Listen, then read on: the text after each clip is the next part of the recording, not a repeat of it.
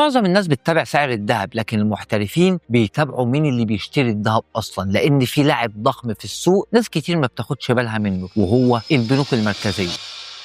في أداة أو مصدر مهم جدا تقدر من خلاله تعرف كمية الذهب اللي البنوك المركزية بتشتريها، وهي بيانات السنترال بانك جولد باينج اللي بيصدرها غالبا الورلد جولد كونسبت. التقارير دي بتوضح أي دولة اشترت الذهب وقد إيه اشترت وإزاي الاحتياطيات بتاعتها بتتغير. طب ليه ده مهم؟ لأن ببساطة لما البنوك المركزية بتبدأ تشتري ذهب بكميات كبيرة، ده بيكون إشارة قوية على حاجة من الاتنين: يا إما زيادة القلق في النظام المالي أو رغبة في تقليل الاعتماد على الدولار. وعشان كده في السنوات الأخيرة شفنا طلب ضخم جدا من البنوك المركزية على الذهب، وده كان واحد من الأسباب اللي دعمت الاتجاه الصاعد اللي كلنا تابعناه خلال الفترة الأخيرة. النقطة المهمة هنا بقى: المؤسسات الكبيرة ما بتتحركش بسرعة، لكن لما بتتحرك فهي بتبني اتجاهات طويلة داخل الأسواق. عشان كده متابعة مشتريات البنوك المركزية بتديك فكرة عن الصورة الكبيرة للذهب. ولو حابب أعرفك فين تتابع البيانات دي وازاي تفهم تأثيرها على السوق، اكتب في الكومنتات كلمة جولد